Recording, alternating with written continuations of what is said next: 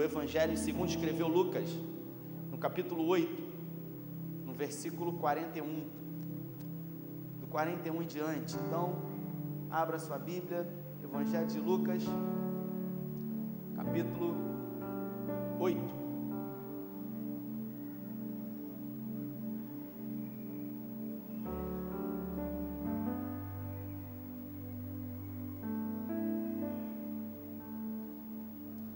A partir do verso 41, se você achou, diz amém aí, para eu saber que você achou.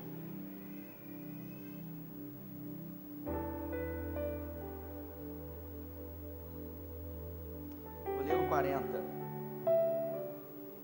Quando voltava, Jesus foi recebido por uma multidão, todos estavam à espera dele. Um dos líderes da sinagoga, chamado Jairo, aproximou-se, prostrando-se aos seus pés, implorou que ele fosse à sua casa, porque a sua filha de 12 anos de idade, sua única filha, estava morrendo.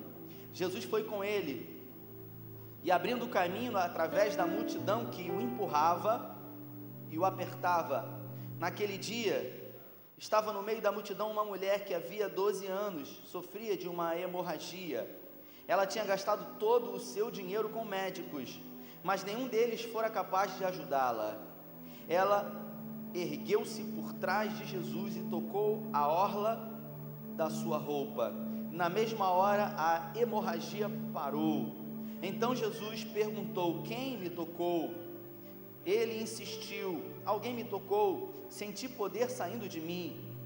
Percebendo que não podia mais esconder nada, ela se ajoelhou trêmula diante dele, contou a sua história ao povo e deu testemunho de que havia ficado boa no exato instante que tocou a sua orla. Jesus lhe disse: filha, você se arriscou por causa da sua fé e agora está curada. Tenha uma vida abençoada. Enquanto ele ainda falava, chegou alguém da casa do líder da sinagoga e informou: sua filha morreu. Aí tem um ponto que eu acho interessante citar, e depois diz: não precisa mais incomodar o mestre.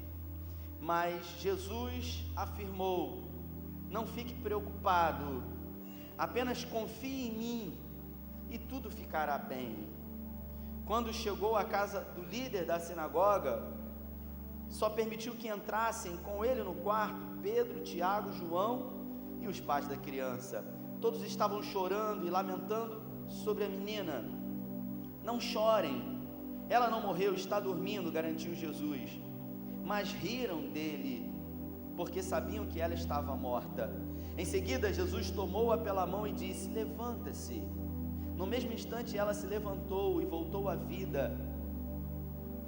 De novo, Jesus aconselhou os pais da menina para que dessem algo de comer para ela. Eles estavam assombrados, mas Jesus pediu o segredo: não digam nada a ninguém o que aconteceu aqui. Vamos orar. Pai, essa é a tua palavra e eu peço que o Senhor fale conosco aqui hoje, que o Senhor se revele em graça aqui, em misericórdia, que haja uma manifestação poderosa da tua presença, que haja uma epifania, que ó Deus, as letras saltem aos nossos olhos, que possamos viajar no tempo, dentro dessa história, e sermos edificados com essa poderosa palavra.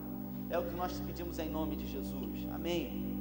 Esse é um texto um pouco conhecido, mas eu queria nessa noite trazer algumas observações pertinentes sobre esse texto incrível, que na verdade retrata dois milagres em um.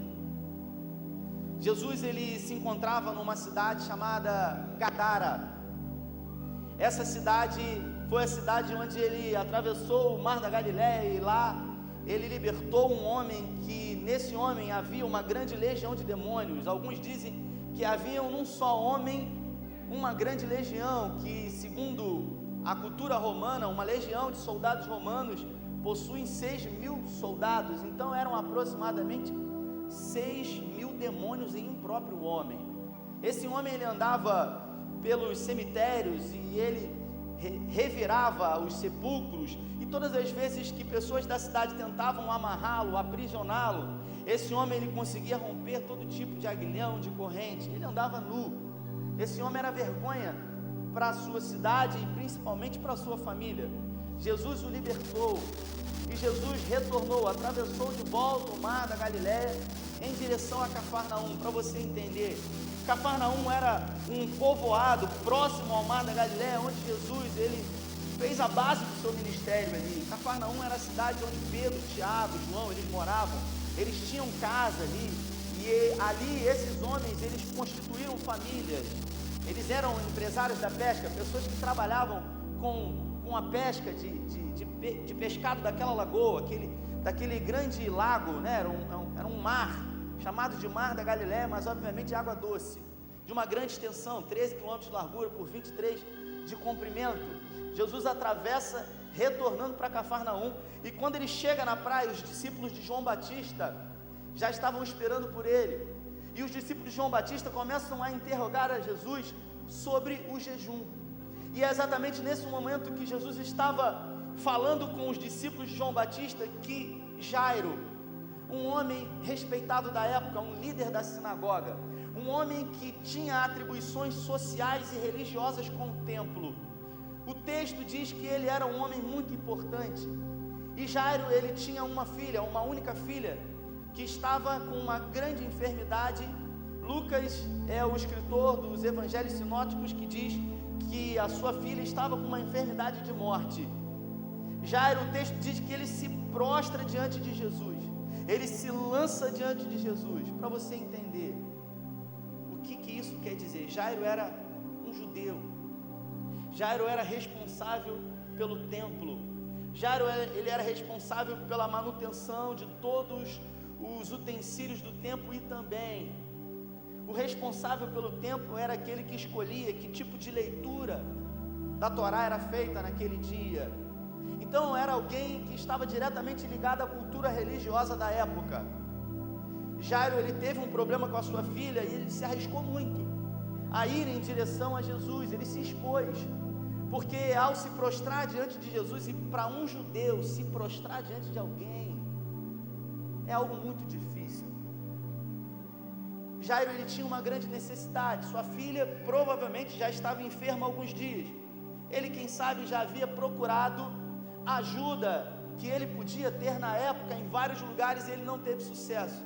Quando ele viu que não houve melhora da sua filha, ele se dirigiu a Jesus, ouvindo falar sobre ele se prostrou na praia, ele se lançou aos pés de Jesus, e ele rogou a Jesus, ele implorou a Jesus que fosse na sua casa, para colocar a mão, para impor a mão sobre a sua filha, para que a sua filha fosse curada.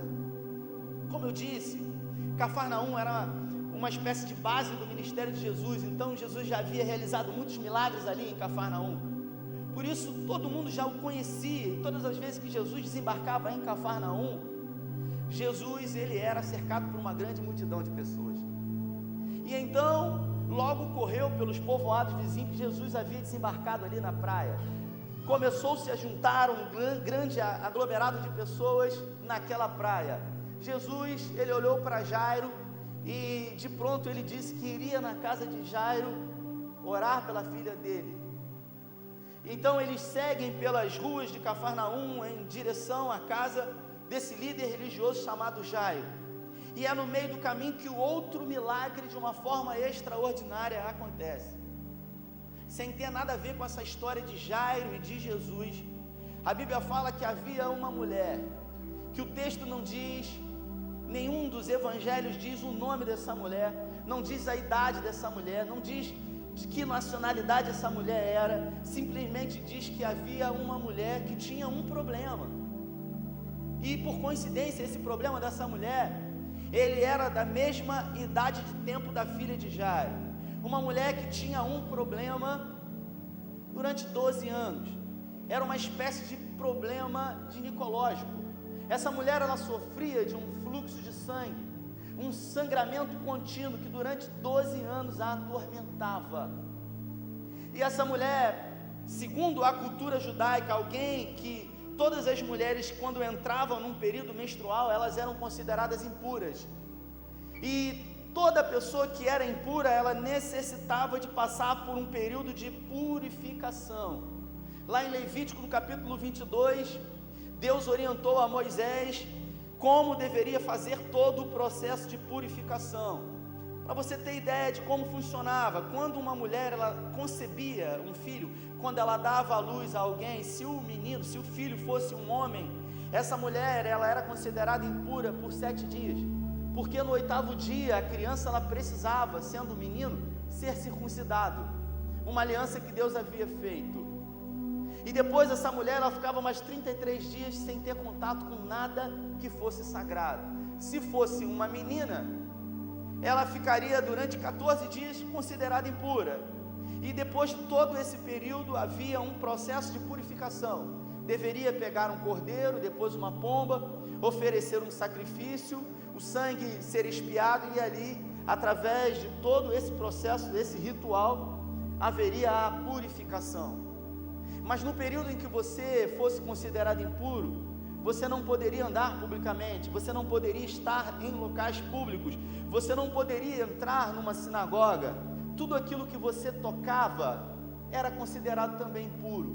Por isso, todos os objetos de alguém que estava num processo de doença, de enfermidade, sendo considerado impuro, eram objetos de menor valor. Essa mulher, durante 12 anos, ela sofria de uma hemorragia. Durante 12 anos ela era considerada impura. O texto não diz se ela era solteira, mas se ela fosse solteira, é óbvio que o sonho da vida dela deveria ser se casar e constituir uma família. Primeiro, ter condições para isso, porque se ela não era casada e sofreu dessa doença na sua infância, ela jamais se casaria, porque nenhum homem se casaria com uma mulher assim. O texto também não diz se ela era casada, mas se era casada, subentende-se que essa mulher passava por problemas no casamento dela, aproximadamente 12 anos, porque uma mulher impura, ela não poderia ter relações sexuais com o seu marido. Então essa mulher, ela vivia uma situação muito delicada. Ela não podia sair na rua, tudo que ela colocava a mão perdia o valor, ela era uma vergonha, ela vivia num período de humilhação, de isolamento, tristeza. Essa mulher, ela não tinha mais esperança, mas Jesus, ele sempre se revela para aquele que não tem esperança, sendo a esperança mesmo para aquele que não tem. E o texto diz que ela gerou fé no coração dela, de que se tão somente ela tocasse no manto, na roupa, no vestido de Jesus, ela poderia ser curada. Ela não deveria sair publicamente. Por isso, assim como Jairo, essa mulher, ela se expôs publicamente. Ela tomou uma atitude corajosa, e assim ela fez diante de uma grande multidão que já espremia. O Evangelho de Marcos fala isso, que a multidão apertava Jesus, espremia de um lado para o outro. Todo mundo queria milagre. E ela entra no meio da multidão, talvez num cantinho de uma viela, de uma rua, e ela consegue, depois de muito se espremer e se esticar, ela consegue tocar na orla da roupa de Jesus. E o texto diz que no exato momento em que ela tocou em Jesus, ela foi curada. O processo hemorrágico, ele cessou. Houve um milagre instantâneo ali. Nesse momento onde o milagre aconteceu, Jesus, ele faz questão de se revelar e de não parar nenhum tipo de dúvida, para que fosse criado qualquer tipo de superstição de alguém, de que algum tipo de roupa dele pudesse curar alguém. Jesus ali é claro em revelar que a fé daquela mulher não foi na roupa, que a fé daquela mulher foi no próprio Jesus, no Filho de Deus.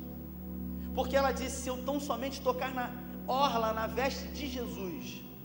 A fé dessa mulher foi uma fé condicionada em Cristo, e não na roupa de Cristo. E ela é curada, e Jesus começa a perguntar: quem me tocou? Quem me tocou? Alguém me tocou? Os discípulos começam a olhar um para a cara do outro, não entendendo nada, e de repente Jesus para, a multidão para tudo, e Jesus, talvez, quem sabe, disse: eu só vou sair daqui quando essa pessoa se revelar, quando ela vier aqui publicamente e dizer que realmente ela me tocou. E aí essa mulher, ela sai do anonimato, com muita vergonha.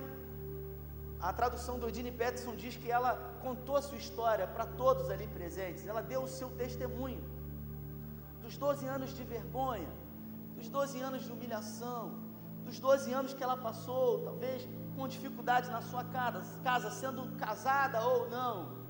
E Jesus olha para ela de uma forma muito afetuosa, e Jesus diz para ela o seguinte: vá, tua fé te salvou, segundo a tradução Almeida. E é nesse momento que Jairo está ali esperando tudo, porque a gente não tem ideia do tempo que Jesus ficou parado com aquela multidão, esperando para que essa mulher se revelasse, para que ela viesse a público. O fato é que depois de um tempo ali, estava todo mundo alegre, feliz, ouvindo o testemunho daquela mulher, de um grande milagre que Jesus havia realizado. E é exatamente aí que alguns da casa de Jairo chegam diante da multidão, e eles chegam para Jairo e dizem o seguinte: a sua filha morreu. E aí tem um ponto na minha Bíblia, e o texto diz o seguinte: não precise mais incomodar o mestre, ou porque ainda incomodas o mestre, segundo a tradução NVI. Por que ainda incomoda o mestre? Quando eu li isso na tradução NVI, isso me chamou a atenção, porque as pessoas que levaram esse recado até Jairo, eles fizeram uma pergunta para Jairo, e isso quer dizer que existiu provavelmente um espaço de tempo entre o momento em que disseram para Jairo: a sua filha morreu, ponto. Por que ainda incomodas o mestre? Não faz muito sentido alguém trazer uma notícia trágica, ruim, e logo depois de dizer essa notícia, dizer para esse alguém: por que ainda incomodas? Isso demonstra que houve um espaçamento de tempo, houve um período ali em que Jairo ainda permaneceu, mesmo ouvindo uma notícia negativa, ruim, de que a sua filha havia morrido. Isso nos faz conjecturar e entender que esses homens, eles chegaram diante de Jairo, ao lado de Jesus, e disseram para ele: olha, eu lamento, mas a sua filha morreu. E ali, quem sabe, Jairo chorou, mas permaneceu ao lado de Jesus por um longo período de tempo ali ainda. E depois de estar ali, de permanecer ali diante de Jesus, esses homens disseram para ele: por que ainda incomodas o mestre? Isso quer dizer que Jairo ainda estava insistindo com Jesus. Isso quer dizer que Jairo ainda estava conversando com Jesus. Jairo ainda estava pedindo para que Jesus, ainda assim, diante da morte, fosse na sua casa. E essa tradução que eu li aqui, que eu gosto muito dela, prego muito nessa tradução, ela tem um momento muito interessante. No versículo 50, que diz assim: mas Jesus afirmou: não fique preocupado, apenas confie em mim e tudo ficará bem. Jesus diz para Jairo: não fique preocupado, apenas confie em mim, que tudo ficará bem. Existem momentos na nossa vida onde as impossibilidades, elas se apresentam, e é exatamente em momentos de impossibilidades que a nossa fé é testada. Quando eu li esse texto, eu me fiz a seguinte pergunta: por que essa mulher, ela necessariamente precisou ficar 12 anos sofrendo? Por que durante 12 anos essa mulher, ela viveu um grande dilema na sua vida, sendo humilhada, passando vergonha, andando escondida? E por que Jairo, ele necessitou ouvir de mensageiros que a sua filha havia morrido, se mesmo diante de Jesus tudo já seria resolvido?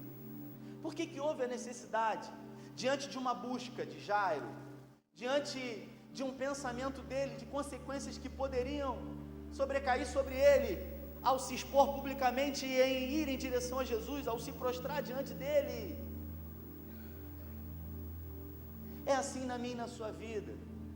Às vezes as coisas estão muito bem, está tudo muito bem na família, está tudo muito bem na casa, está tudo muito bem financeiramente, mas de repente, como tudo que a Bíblia diz, de repente tudo muda, tudo se configura de uma forma diferente, e aí o vale vem, o dia mal vem, a adversidade vem, e você não sabe o que fazer, e você fica desesperado, e você começa a orar, e você começa a buscar a Deus, e você começa a exercitar a fé que você tem em Cristo Jesus.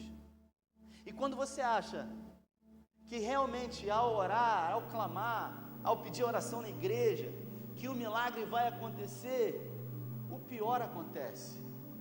A notícia mais ruim ainda chega à sua casa, à sua porta.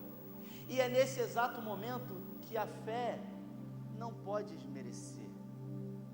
Jairo nos ensina que diante de situações difíceis e muito difíceis, primeiro nós devemos buscar a Jesus. Segundo, nós devemos nos prostrar e pedir a Jesus que venha intervir na nossa história.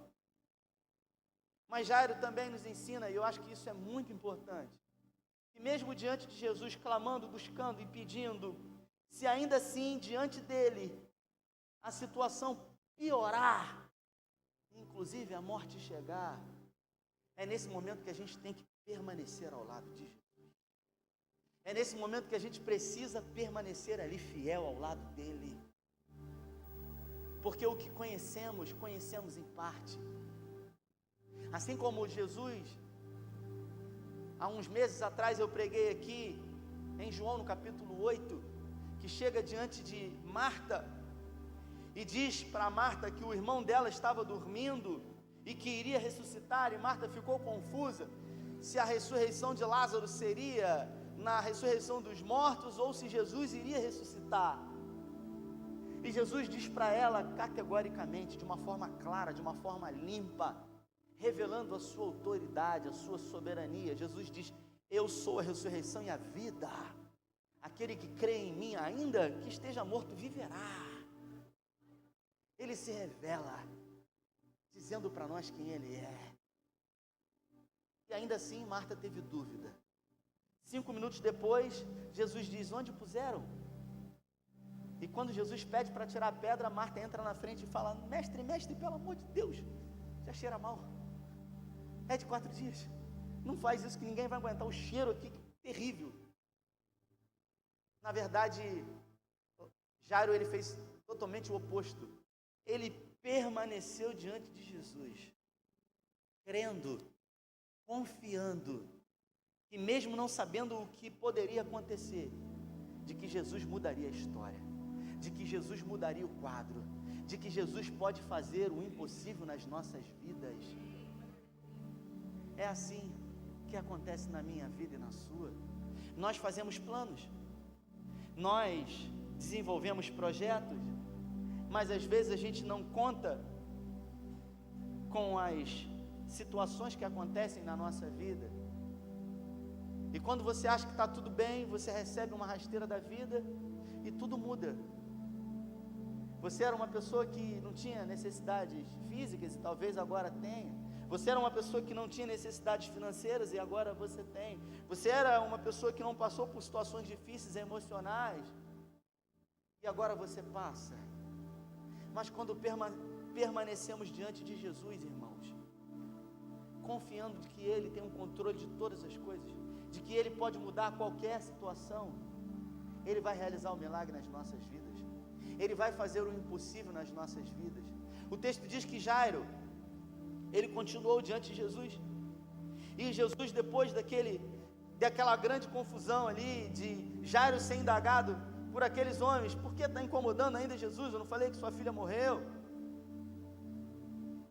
Jesus continua com aquela caravana em direção à casa de Jairo, dizendo para ele: crê somente. Tradução NVI diz: não temas, crê somente. Jesus continua com aquele comboio em direção à casa de Jairo. E segundo a tradição judaica, o velório ele acontecia logo depois da morte. Todas as pessoas começavam a se aglomerar nas casas, na casa. Os vizinhos viam e alguém contratava aquelas mulheres chamadas carpideiras que choravam. Elas eram contratadas para chorar, para produzir pranto, para criar um ambiente ali de choro, de dor, de luto, de lamento. E essas mulheres, elas lançavam terra sobre as suas cabeças e elas gritavam, elas urravam ali. E quando Jesus chega na casa de Jairo, as mulheres estão chorando, está todo mundo chorando. E Jesus, ao ver todos chorando, Jesus diz: por que vocês estão chorando? A menina está dormindo. E é nesse exato momento, irmãos, que o texto diz que as pessoas começam a zombar de Jesus. Eles começam a caçoar de Jesus, dizendo para ele: está dormindo nada, você não sabe de nada, ela morreu. Algumas correntes teológicas chegam a questionar se essa menina estava em coma ou não. O fato é, ela estava morta. Porque assim como na história de Lázaro, quando Jesus estava na Pérea e um enviado, um amigo de Lázaro, chega diante dele, pergunta e diz para ele o seguinte: aquele a quem tu amas está enfermo.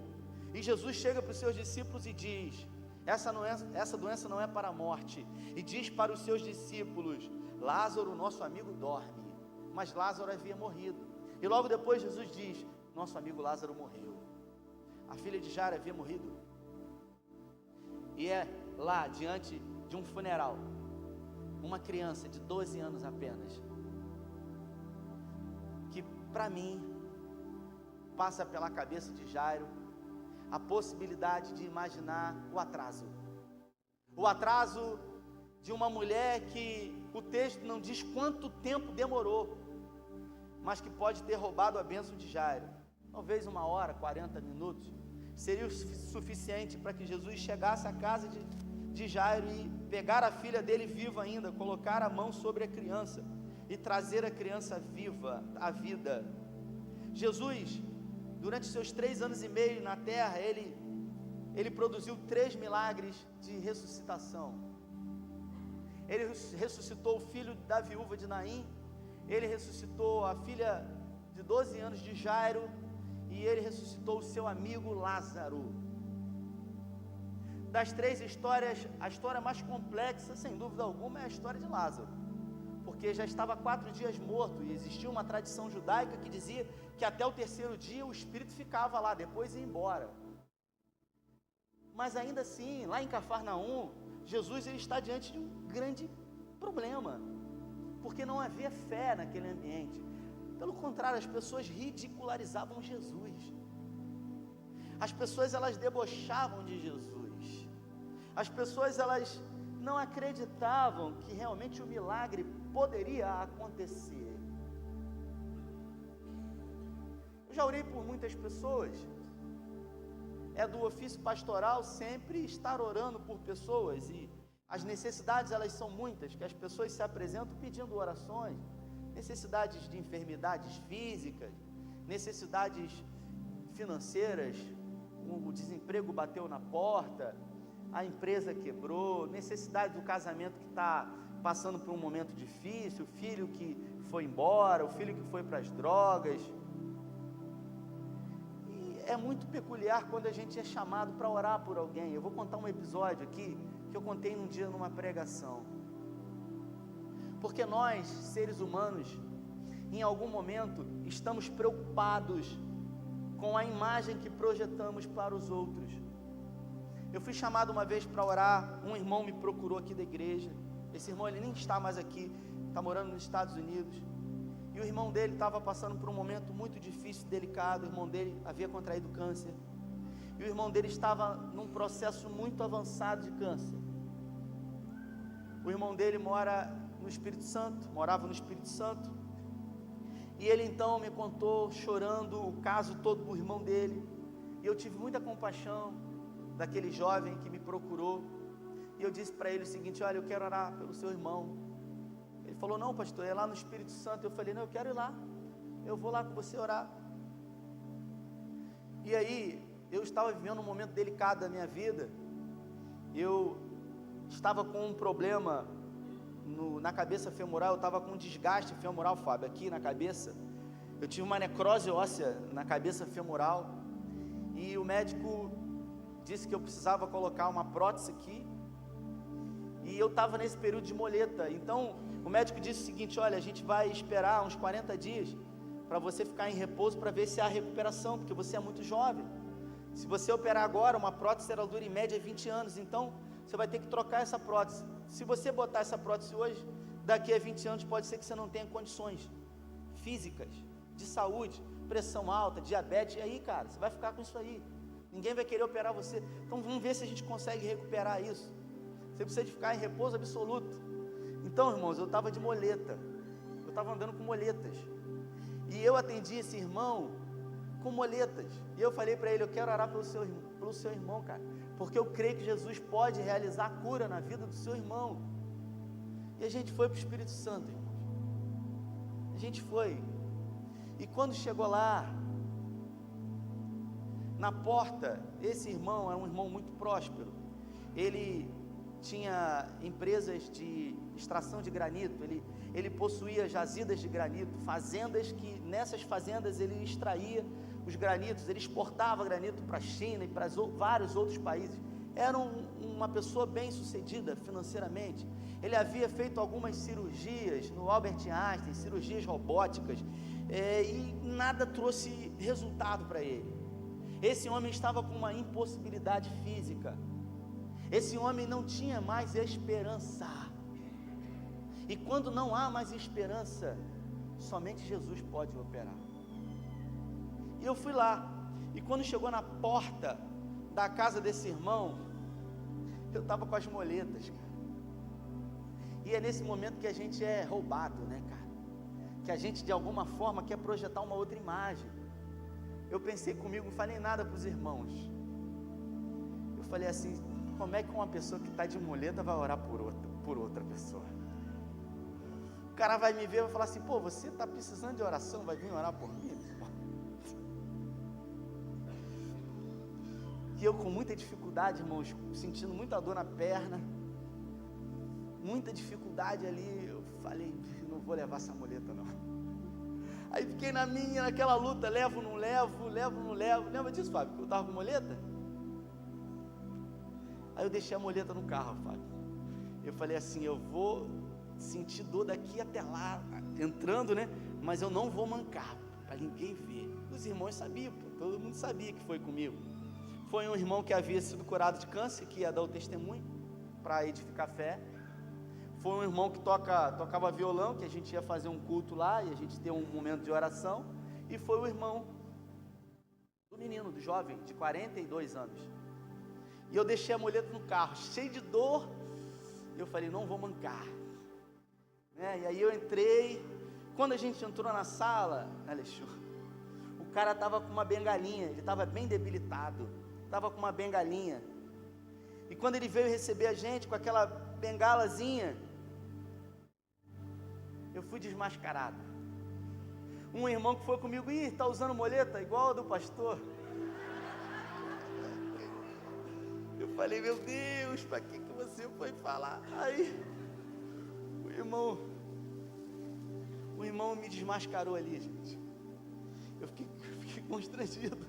Aí eu falei, eu estou com um probleminha bobo, besteira na perna. Nada demais não, vou ter que botar uma prótese aqui.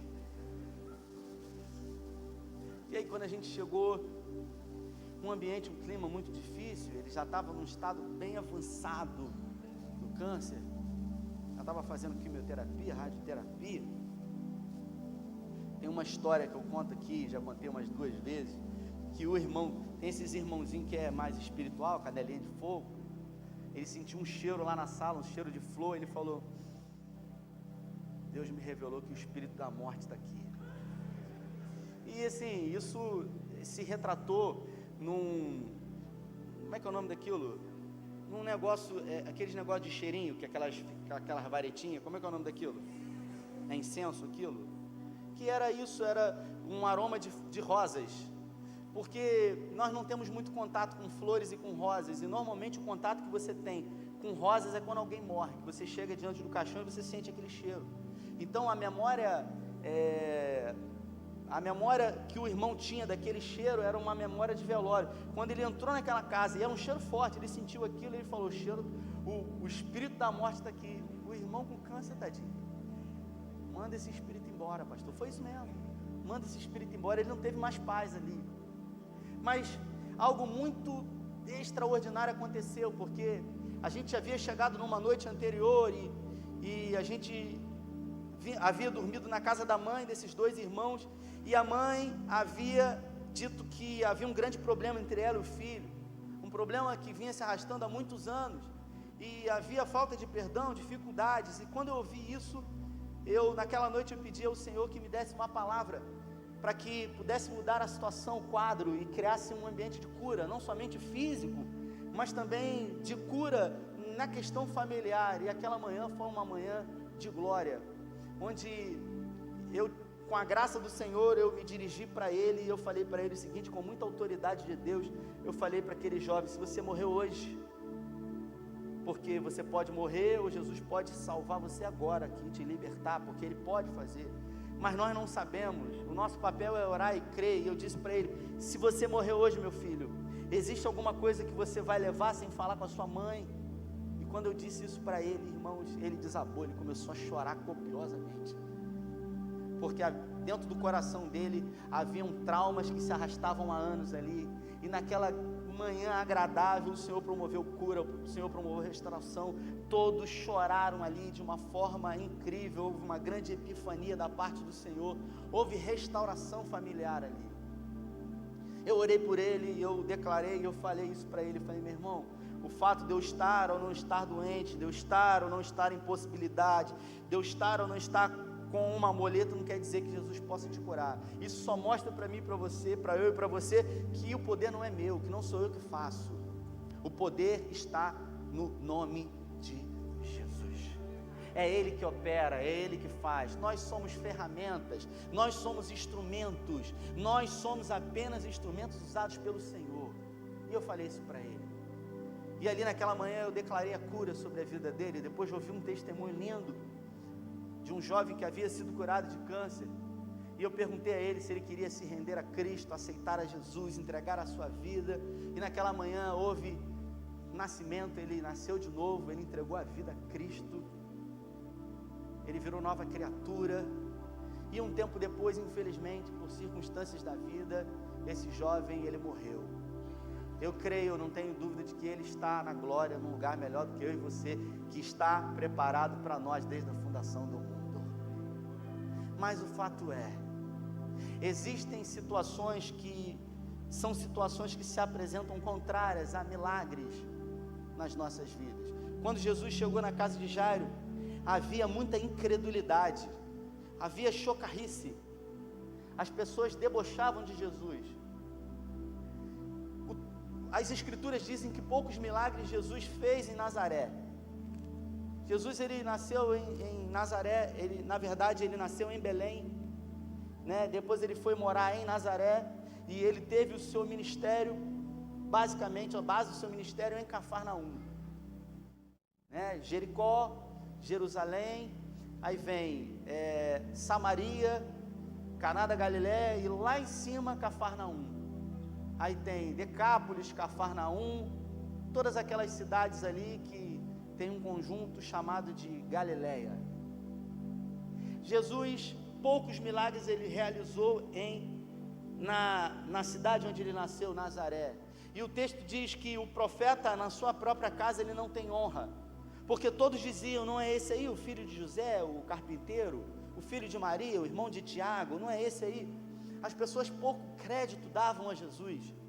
Por isso, quando Jesus chegou diante de um ambiente tomado de incredulidade, Jesus não se permitiu, não só ele se contaminar, mas também as pessoas que andavam com ele. Havia uma multidão com os discípulos, com Jesus, mais os 12 discípulos que andavam direto com ele. Mas nem todo mundo que era discípulo de Jesus comungava da mesma fé, da mesma certeza, do mesmo sentimento. Por isso, quando chegou lá, Jesus falou o seguinte: nós vamos dividir em grupo aqui. Só vai entrar eu, Pedro, Tiago e João, o pai e a mãe da menina. O resto, igual Capitão Nascimento, não vai subir ninguém, vai ficar todo mundo aqui.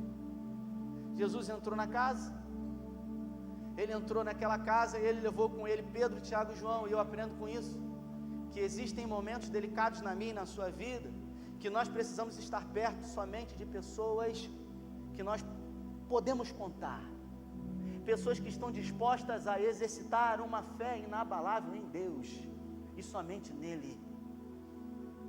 Quando existe uma impossibilidade humana, somente uma fé condicionada no Deus Todo-Poderoso, pode reverter a situação. E é exatamente isso que Jesus fez. Ele entrou dentro da casa, levou Pedro, Tiago e João, os mais próximos dele, aquele que talvez, conhecendo todas as coisas, ele disse: esses aqui acreditam que tudo pode acontecer aqui. E ele entrou dentro daquela casa, fechou a porta, o pai da menina, e ele disse para o pai e para a mãe da menina: não tema, crê somente. Ele se dirige para aquela menina, na sua língua, em aramaico, e ele diz: menina, levante-se. Jesus, ele dá uma ordem, assim como ele fez com Lázaro, que estava há 4 dias, ele pediu para que tirasse a pedra, ele pronunciou, ele disse: Lázaro, venha para fora. Assim como o filho da viúva de Naim, ele declarou de forma discursiva, e agora ele diz: menina, levante-se. Ele diz na sua tradução original, Talita cumi, menina, levante-se. Talvez, provavelmente, de uma forma muito carinhosa, como quem sabe a sua mãe todos os dias chamava ela dizendo: menina, já está na hora de você levantar. E ao produzir aquela fala poderosa, a menina se levanta. E depois de se levantar, Jesus se dirige para os pais da menina e diz o seguinte: deem para ela alguma coisa de comer. E Jesus diz o seguinte, ele faz um pedido: eu vou pedir uma coisa, um segredo para vocês, que vocês não falem a ninguém sobre isso. Era a mesma coisa que botar na rádio, que botar no Facebook, dizer para os fofoqueiros, né? Porque Jesus ainda iria passar por algumas situações, e tudo que ele fazia colocava a sua vida em risco, mesmo ele sendo um filho de Deus. Então Jesus, ele se reservava de fazer as coisas no tempo certo, na hora certa. Não era o propósito de Jesus estar na casa de Jairo. Existem milagres na Bíblia que pessoas receberam a visita de Jesus, que Jesus foi em direção a essas pessoas e produziu cura, transformação. O texto diz a história de um homem chamado Zaqueu, um publicano, chefe dos publicanos, um homem rico, um ladrão, que havia ficado rico explorando os judeus. Ele subiu numa árvore, ele queria ver Jesus, ele estava querendo ver Jesus, mas o texto diz que quando Jesus passou, Jesus foi em direção a ele e falou: Zaqueu, desce depressa, porque convém repousar na sua casa. Na Bíblia, a gente vê alguns momentos onde Jesus se apresentou diante de pessoas e produziu milagres, mas a gente também vê alguns milagres que pessoas foram até Jesus clamando, pedindo, suplicando por socorro. E todas as vezes que alguém se apresenta diante de Jesus, se prostrando, pedindo a Ele por misericórdia, Jesus se apresenta de uma forma doce, mas também de uma forma poderosa. Eu queria que você se colocasse de pé. Eu queria muito orar nesse momento, orar por você que está aqui me vendo e ouvindo, mas principalmente orar também, talvez, por alguém que você conheça e que precisa em sua vida de uma intervenção da parte de Jesus. O milagre na Bíblia, ele é a matéria-prima, ou melhor, a fé na Bíblia, ele é a matéria-prima para que o milagre aconteça. Agora, é preciso que você entenda que a fé, ela tem que ser condicionada e colocada somente em Cristo Jesus. Não é na roupa, não é nenhum tipo de objeto, não é em nenhuma forma de sincretismo, é na pessoa específica de Jesus. E eu tenho uma notícia boa para você: eu não quero mexer com a emoção de ninguém.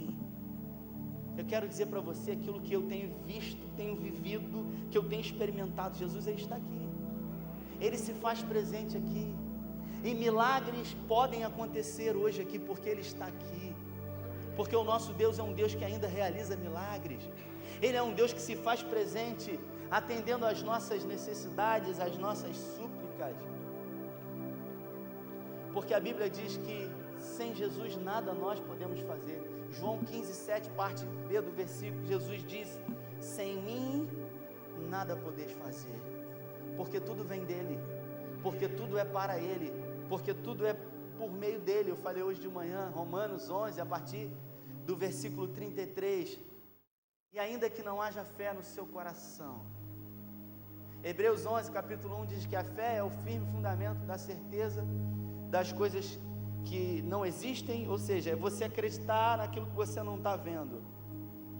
Mas é preciso que haja um casamento entre o visível e o invisível. É preciso que haja um casamento entre a possibilidade e a impossibilidade. Eu quero dizer para você que nós cremos que Ele pode realizar um milagre na sua vida.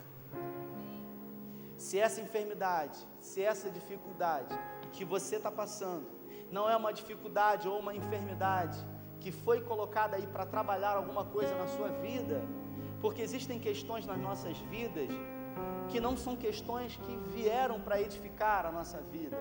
O apóstolo Paulo diz que durante 3 vezes ele orou insistentemente para que um espinho saísse da sua carne, alguma coisa que o incomodava muito, e todas as vezes que ele orou ao Pai para que retirasse isso dele, Deus disse para ele: não adianta, que eu não vou atender esse pedido seu.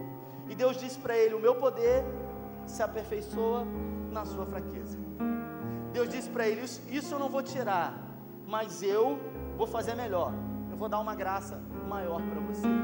Essa semana eu conversei com uma pessoa que falou para mim assim: eu tenho apanhado muito da vida, eu tenho apanhado muito de situações, já não aguento mais sofrer, eu já não aguento mais apanhar. E eu disse para essa pessoa o seguinte: eu aprendi na minha vida que quando a dificuldade vem, quando a calúnia vem, quando a afronta vem, quando o deserto é grande, eu aprendi na minha vida, e eu nunca pedi a Deus para aliviar, eu nunca pedi ao Senhor para que Ele cessasse o tempo de sofrimento. Eu aprendi que nós devemos pedir a Deus sempre uma graça maior, porque eu entendo que se veio a tribulação, se veio a dificuldade, se veio a porta fechada, o Senhor sabe que eu vou poder ter condições de superá-lo no nome de Jesus. Mas fiel é o Senhor, que quando permite ou produz a tribulação, envia também o escape. Então a minha oração é que Ele produza um milagre na sua vida hoje. Mas se isso não for viável, diante de coisas que Ele quer aperfeiçoar na sua vida, a nossa oração vai ser que o Senhor libere graça sobre a sua vida, para que você consiga suportar no nome de Jesus. Vamos adorar ao Senhor.